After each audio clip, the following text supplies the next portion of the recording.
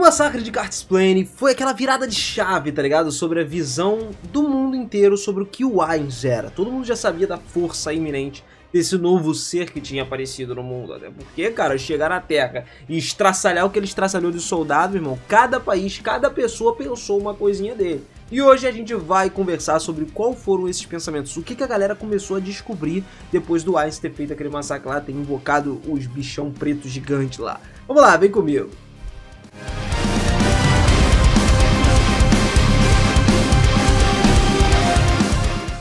Fala, seus otakus, beleza? Eu sou o Minas e sejam muito bem-vindos a mais um videozão aqui do canal. E família querida, rapaz, olha só, depois do Ainz ter simplesmente acabado com mais de 100 mil soldados assim, ó, estalar de dedos, uma coisa, mano, magnífica, né? Muita gente começou a descobrir a verdadeira identidade dele. Olha só, a Urestiz chegou no campo de batalha trazendo o exército composto por 245 mil soldados. Em grande parte eram formados por fazendeiros e outros recrutas. De pé nas linhas de frente do exército estavam o capitão guerreiro e os nobres que atuavam como comandantes das suas próprias taxas, como por exemplo o Marquês de Riven e o Marquês Bullhope. Basicamente, do lado do Império Baharut, tinham 6 legiões do exército imperial que foram trazidas para confrontar esses caras aí. O único que ainda não tinha aparecido era o Ainz, e devido a possuir um número superior, a maioria dos nobres de Urestiz acreditava na vitória, tipo assim, certíssima, tá ligado? Os caras estavam convencidos.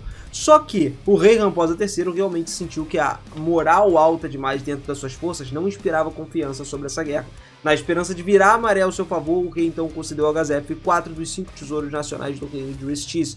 O capitão guerreiro possuía os seguintes itens: as luvas da vitalidade, que concedia a ele a resistência infinita, o amuleto da imortalidade, fornecendo habilidades regenerativas, e a armadura guardiã, que estava resistindo à magia da morte de nível inferior, e a rei Zored também, uma lâmina aprimorada de magia que basicamente cortava qualquer armadura. Beleza, até aí a gente já sabe. Até agora os dois lados ainda não tinham se envolvido um com o outro. Só que aí o Ainz brotou na parada e esmagou aquele item do dinheiro na mão dele e agora desencadeou um feitiço mágico de nível super, que era a Shub-Niggurath. Basicamente uma onda escura que explodiu lá e se dirigiu em direção à ala esquerda do exército real. Num instante essa onda matou o Bullhope e todos os seus homens, e os cadáveres dele ficaram lá no chão. O feitiço de energia, depois que ele usou, foi basicamente como uma oferta, um sacrifício, um combustível para completar o feitiço seguinte.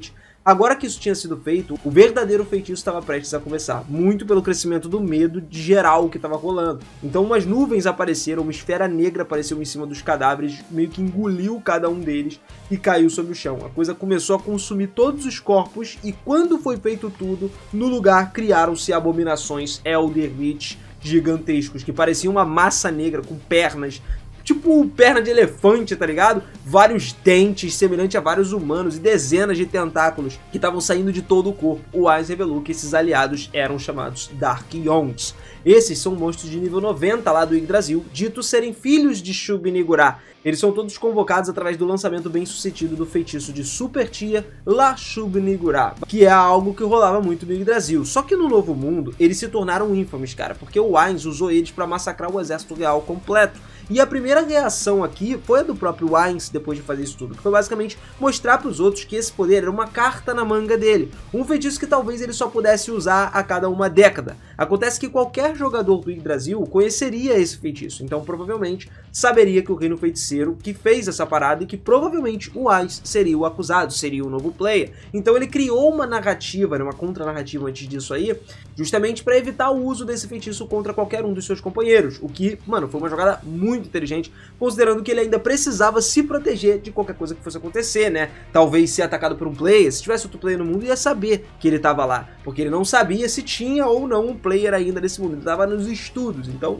tudo bem, melhor prevenir do que remediar. A batalha acabou com o Império e, logicamente, o Ainz reivindicou a vitória. Muitos homens da facção real, da facção da nobreza, os soldados e recrutas perderam a vida. 70 mil foram mortos pela magia de super nível dele, e logo depois mais de 100 mil foram adicionados devido aos Dark Yonks que apareceram lá, totalizando pelo menos 170 mil mortos nesse ataque aí. E o rei e os sobreviventes conseguiram retornar a Hegantel, mas não sem sofrer grandes feridas, tá? Seus soldados ficaram gravemente feridos e todos traumatizados, ó, psicologicamente, como quem tinha experimentado a morte de cara, tá ligado? As famílias órfãs, viúvas, tudo devido à morte dos pais e maridos, como muitos nobres, incluindo os primeiros filhos, tinham sido mortos também. Os segundos herdeiros iam entrar para a reserva, eram quem deveriam assumir as antigas posições dos seus parentes falecidos, formando uma nova facção real em Restise. O rei Ramposa foi informado então sobre o Gazef e estava impressionado com a intensa tristeza da perda de um amigo, mano, crucial para ele.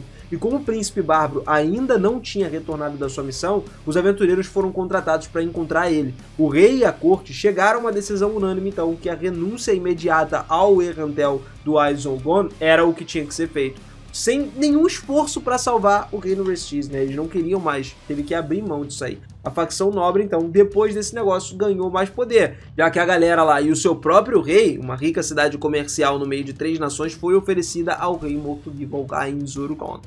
E agora, quando o poder político do Marquês de Riven tinha enfraquecido, ele abandonou Restise. Ele saiu de lá, decidiu que era uma causa perdida ficar naquele lugar. Fez a coisa mais certa do mundo. Ele voltou para sua casa e ficou com a sua família. O Bran e o Clive se encontraram numa torre onde o Gazef trouxe eles. Eles começaram a discutir o que tinha acabado de acontecer. Lamentavam a morte do seu companheiro também, do Gazef, e eventualmente eles chegaram a concordar que o amigo deles deu outra chance que não deveria ser desperdiçada para eles dois. O Clive continuou a proteger a princesa Renly, enquanto o Bran prometeu ao Gazef que um dia ele superaria o Gazef, tá ligado? Restise entrou em frenesi, cara, depois disso. Desespero total, que a gente pode dizer. Eles perderam, mano, em todos os casos nessa guerra. E mais à frente perderam tudo, graças ao brilhante plano do Philip de roubar o Ainz, né? Ai, isso aí eu nem comento mais. Bom, os relatórios também voltaram para o Império Baharut. Ali, o Dirk Nive ficou horrorizado com o que tinha aprendido. E ele tinha basicamente subestimado severamente o Ainz, e agora os seus planos simplesmente produziram os resultados opostos do que ele estava esperando. Os feitiços que o Ainz tinha criado sozinho levou um reino inteiro pra ruína, tá ligado? E a notícia se espalhou por todos os outros países vizinhos que estariam altamente relutantes ou com muito medo de ficar contra o rei feiticeiro. O Império tava agora por conta própria, basicamente. O Imperador ficou paranoico, mano. Ele tava temendo que a entidade monstruosa Aizogon aparecesse. O que ele faria com a nação dele se soubesse de que ele tentar enganar ele? Então, desconhecido para todos os participantes do evento, a Teocracia Slane também teve um envolvimento menor. Eles mandaram um dos seus agentes para lá para saber mais sobre o rei feiticeiro e descobrir quaisquer segredos que pudessem usar para poder combater ele. E isso provou ser algo muito fútil, porque quando o agente voltou, ele estava incapaz de falar. A garota que foi mandada não conseguiu ver isso, ela ficou marcada pelo que ela tinha visto. Os relatórios que ela mostrou aos superiores da Teocracia mostraram o quão fortes eram realmente as forças do reino feiticeiro. E algum tempo se passou e agora a abandonada Errantel ficou indefesa, permitindo que as forças de Nazarick avançassem lá, Albedo entrasse na cidade sem oposição nenhuma. Um desfile foi realizado lá para comemorar a vitória do Ainz, só que nenhum cidadão de Errantel simplesmente apareceu diante desse desfile por medo desse novo governante. Então um garoto saiu de casa, tentou dar uma pedrada lá no Ainz, aquilo que aconteceu no finalzinho da primeira temporada, né? Só que acabou que o Ainz se segurou, o Ainz devolveu ali, eles começaram a conversar, apareceu o outro aventureiro Momon, que foi o que conseguiu segurar a parada, né? Pelo menos até aí as coisas estavam rolando bem. Tanto que o Ainz e o Momon, o Ainz ali no caso era o ator de Pandora, né? Eles fecharam uma proposta de boa um pro outro e ficaram de boa. Dois aventureiros agora que estavam protegendo Errantel. Isso facilitaria até pro próprio Ainz ter a lealdade deles de lá e conseguir governar tranquilamente, tendo retribuição. Mas na verdade, uma coisa que não foi mostrada e não foi falada foi que esse garotinho que tá com a pedra no Ainz, acontece que ele já tinha sido hipnotizado pelo Demiurgo para cometer esse ato aí, o que forçou o nosso herói de armadura preta, que era o Momon, simplesmente intervir e se forçar ali a servidão. A condição do menino era culpada, logicamente, pela Teocracia Slane, garantindo que a nação fosse desacreditada e impedindo que qualquer pessoa em Errantel peça ajuda para eles. Com isso, depois que o Reino Feiticeiro se estabeleceu, tudo se tornou um lugar de paz. Agora, por outro lado, o Reino Sacro, lá no Reino Sacro, né, a Remédios pensava que os Dark Yongs eram só bichos mais fracos. Ela não sabia o que tinha de tão especial nesses monstros aí. Só que isso, cara, porque ela não botou o olho nesses bichos. E de fato, ela não entender o nível desse poder geral, do Ainz, por exemplo, era o que incomodava ela. Aliás, não só ela, como qualquer outro que estava existente nesse mundo. Indo para o Império Baharut, como a gente falou, o Dirk Nive teve uma reação bem excessiva, bem incrível. Enquanto a cidade de estado de Carsanos, que era do lado mais ou menos ali, de acordo com a inteligência do Fluder, por exemplo, sobre os países de lá, a aliança da cidade-estado estava sobre uma distância pequena do Império Baharut a leste. No entanto, quando ele consultou o Demiurgo Albedo, o Ainz decidiu não intervir lá. Intervir lá não seria algo sábio, tá ligado? Porque depois da vassalização do Império Baharut pelo Reino dos Feiticeiros, um dos grupos adamantitas e aventureiros, o Silver Thread Bird, se mudou da Aliança da Cidade-Estado. E essa aliança, né, da Cidade-Estado, ela enviou espiões para dentro de Argantel para obter mais informações sobre a nação recém-fundada, da qual eles não ouviram falar até recentemente, que seria o Reino Feiticeiro. Atualmente, devido às distâncias geológicas para terras do Reino Feiticeiro das cidades-estados, tem uma variedade de rumores diferentes em torno do Reino dos Feiticeiros que podem ou não ser verdadeiros por lá, resultando em várias misturas de várias opiniões sobre essa nova nação pelos líderes da aliança. E aí, quando nós pulamos para o estado do Conselho de Argant, cara, embora nenhuma reação seja oficial, né, tenha algo sido exposto, dá para se supor que o Platino Dragonlord entendeu perfeitamente o que aconteceu, o tamanho do poder real do Ainz. Naquela época ele tinha lutado contra Shallter já usando a armadura, e vendo que tinha um novo player agora no campo, ele poderia simplesmente sentido um choque com isso, já que ele viu que o Ainz não tinha a mínima intenção de se segurar em uma batalha. Ele, na verdade, viu a fúria, estava em fúria e precisava acabar com tudo, o que foi provado pela destruição de Restize lá na 4ª temporada. E detalhe, ele enfrentou o ator de Pandora, né, o Platino Dragonlord, que relativamente é mais fraco do que o Ainz. Aí é que eu digo, acontece que ele sabia que mais ou menos a partir do nível 70, um player no Yggdrasil poderia usar uma magia de tier super, tá ligado? E acabou que ele imaginou que o Ainz estava por volta desse nível, não muito acima do nível 70, então ele acreditava que a armadura dele seria capaz de derrotar o Ainz. Só que, cara, ela deu uma conta ali do ator de Pandora, mas não 100%. Imagina contra o Ainz. Ela não vai ser muito efetiva, na verdade, eu acho que nem um pouco efetiva contra o Ainz. Beleza, o Reino dos Dragões agora, também apesar de não ter algo completo sobre eles, eu acredito que a Rainha Dragão tenha justamente mudado a opinião dela por causa desse negócio, né? Ela deu apoio pro Reino Feiticeiro, ela assinou lá a declaração de guerra do Reino Feiticeiro com o Reino Restize. E assim, ela vendo essa demonstração de poder, foi pra mim a virada de chave que a Draudilion simplesmente fez pra poder trazer o máximo de ajuda pro Ainz, pra ter uma ajuda de volta contra o Reino dos Homens Besta que estavam invadindo lá. Afinal de contas, pra que ela ia querer ficar dos dois lados sendo atacada, né? Ela já tava com um problema muito grande sendo atacada pelos Homens Fera. E agora vai querer ser atacada pelo Ainz? Não, pelo contrário, vamos se juntar a ele para ele trazer ajuda pra gente. Então seria um pouco complicado dela ficar contra eles.